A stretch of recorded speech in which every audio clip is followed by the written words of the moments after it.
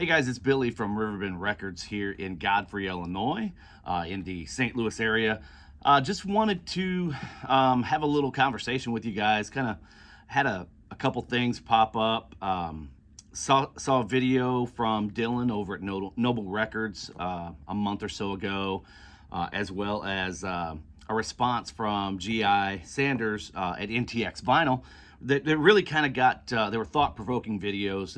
If you haven't checked them out, I'm sure if you're watching my videos, you guys already are very familiar with both of those channels. But make sure if you're not, you go check out those videos over at Noble Records and NTX Vinyl. Both those guys make some very good points, and they're talking about some concerns within the industry, within the hobby, within the collecting world of vinyl records. And of course, from our side, my side here at Riverbend Records, as well as Dylan at Noble and GI at NTX in the Dallas-Fort Worth area, we're looking at it from the business perspective, but each of us are collectors as well, and music lovers, first and foremost. We wouldn't be involved in this if we didn't love music. But that raises the question so I'm not going to make a direct response to their video, but it did get me thinking about a few things that have been going on. This weekend we'll be celebrating our 4th anniversary here at the shop. Thank you guys so much for the support. We've got a great local community that supports us very strongly. And, we feel like we've got a pretty good grasp on the business side of things. We've seen trends come and go over the last 4 years. But one thing that is alarming that I want to talk about today is, the trade-ins or the buybacks that come through. We've got customers that we're selling product to here locally, records all the time coming in and out. And a lot of that stuff will eventually come back around. That's why I like to keep everything local, at least give all of our locals first opportunity at anything that comes in, because we could sell all this stuff online and ship it to Chicago, Austin, Carolina, Washington, New York, wherever.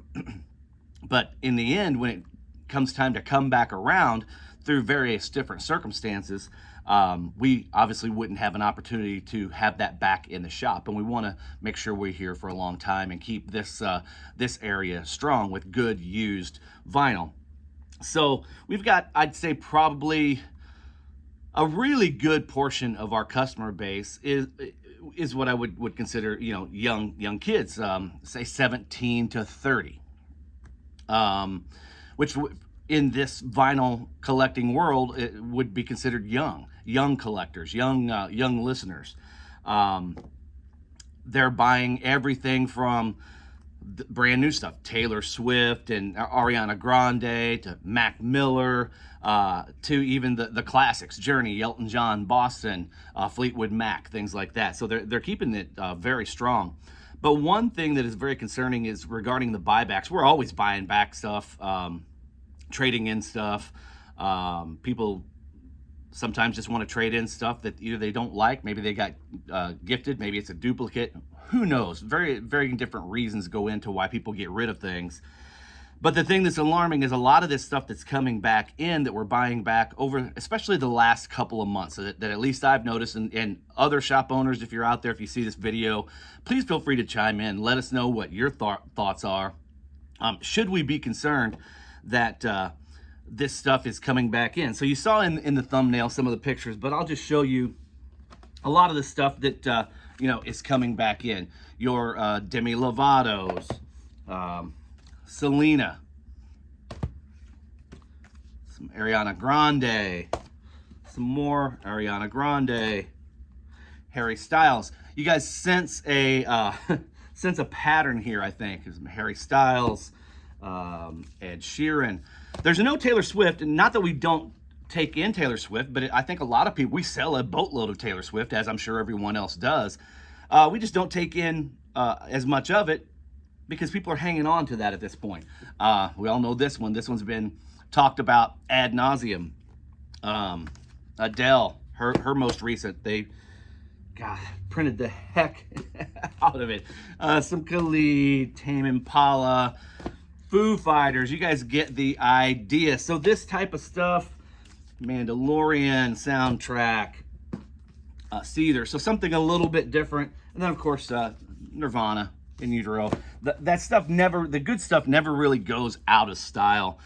But my concern is the not that they're trading in this stuff, the Ariana Grandes, you know, a lot of the newer music. My concern is that I know what they paid for. We all know about this one. This was a 35 to $40 record when it came out. New trade-in value on this. I mean, you can buy these brand new on Discogs or even at Target or anywhere, any retail outlet, major retail outlet out there for $10 or less. Sometimes I've seen them for $5-6. It's absurd that these kids paid this money for this stuff. Here, another perfect example: the Harry Styles records. These are $40 some odd records when they bought them new, $45, and currently they can be had for $20 or less. So the unfortunate thing as an owner is what makes my job hard is when a kid comes in, they know what they paid for these, and now I'm going to sell this record for $20 or less. So therefore I'm going to give them less than that for it. Should we be concerned? That's the question. Now, not everything that has been made or produced over the last 5, 10, 15 years, is like that. You know, these kids will trade in, say, a Nirvana or a System of a Down or a Pearl Jam. And those records still hold a lot more of their value, much closer to the retail value than what these are anywhere near coming close to. Like most of these things that I showed you, aside from maybe the Seether and the Nirvana, are half or less what they were when they were brand new, when they were purchased. Now, I get it. If you're in this for the love of the music, you really don't care, but it is concerning that a lot of people get into it. It almost reminds me of the baseball card, sports card trading market in the late 80s, early 90s. A lot of people refer to those at that era as the junk wax era, where they just overproduced everything. It was basically a cash grab for a lot of people. Not that I'm comparing this to a cash grab of any sort. It's just, you know, there's a need. The music industry filled it and is currently filling it. Not that there's not a little bit of greed or a lot of greed out there on several people's parts. There's no reason that some of these records should cost what they cost.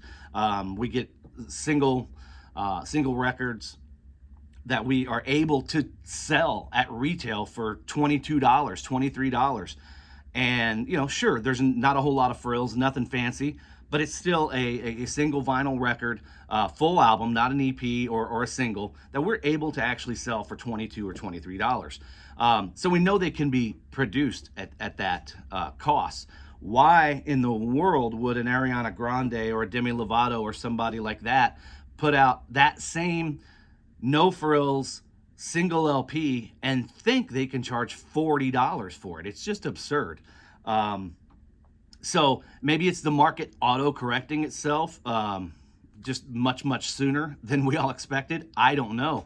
But, you know, like I said, I come from the sports card market. That's what I did in the 80s and 90s and even into the early 2000s when I spent some time in Nashville. That's what I did for my day job. I mean, I managed and ran a sports card and memorabilia shop. So, like I said, I've seen a lot of trends come and go. Razor scooters, Beanie Babies, Pog, you know, so many different things, as well as the trading cards.